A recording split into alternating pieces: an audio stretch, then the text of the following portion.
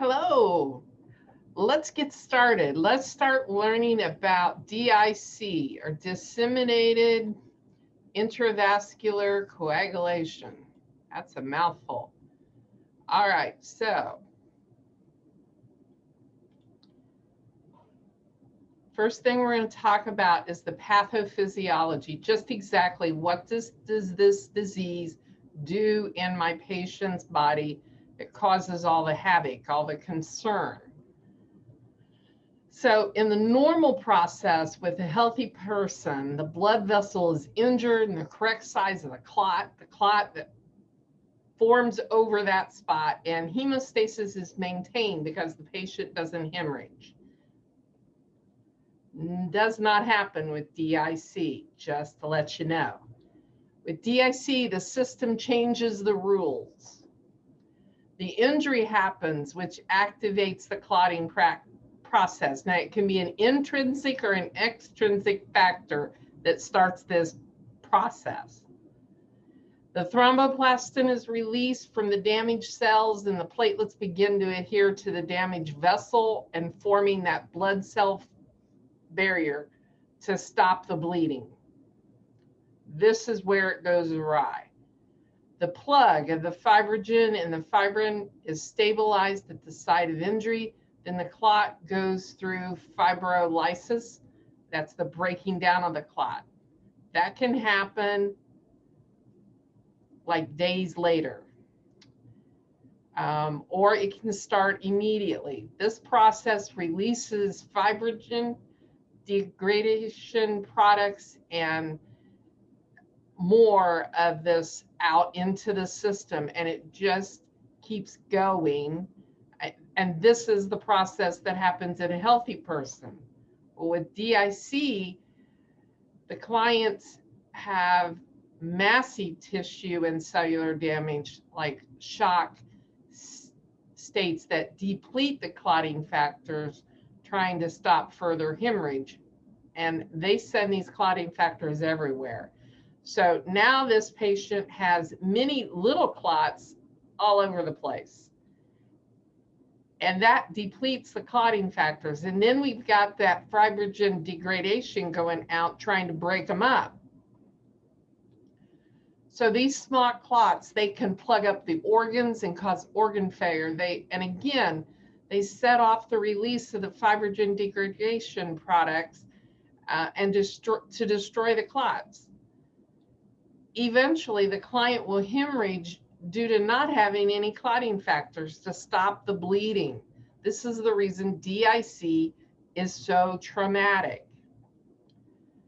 So it's unrelentless cycle. It just keeps going. So here's a picture of it. It forms the clot, and then it starts breaking down the clot, and then it sends them out everywhere. They get widespread clotting, and they've got this depletion of the clotting factors going on, and eventually they just hemorrhage.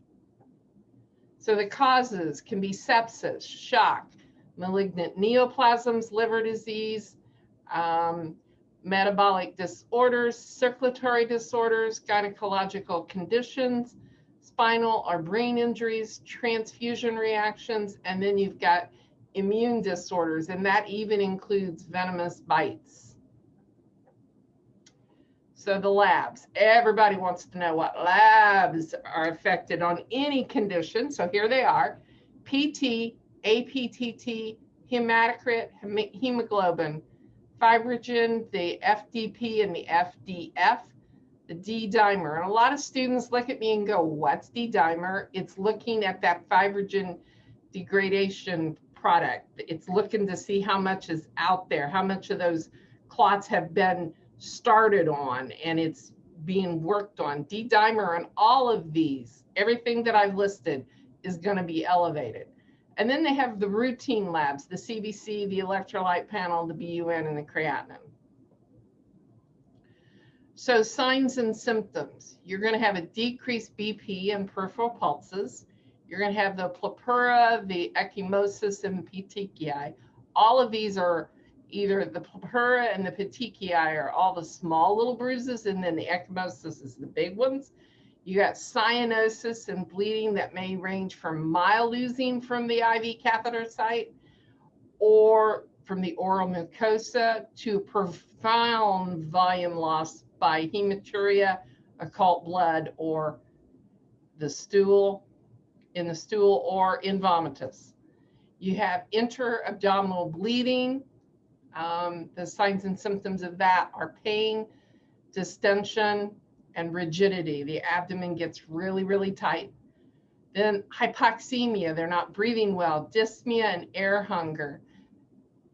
The loss of blood makes the respiratory system pick up the pace because the body's not getting the oxygen it wants and needs, and the body's saying, hey, need more, need more. So respiratory is working hard, but it's not making it. Neurological symptoms of confusion, decreased level of consciousness, and seizures. Then you've got renal symptoms, the oliguria, the kidney begins to shut down. It's not going to produce urine. The volume of the blood has dropped, and the kidneys also can be affected by all those little clots. The GI symptoms, they're going to be nauseated and vomiting. They're going to have epistaxis, they're going to have seizures, and oh yes, pain in the chest, muscle, back, and abdomen are all going to hurt. So nursing interventions, what do we do for this patient? We take their vitals, we check their pulses, we do respiratory and cardiac status. We do assessment of all the orifices and venipuncture sites because we're monitoring for blood.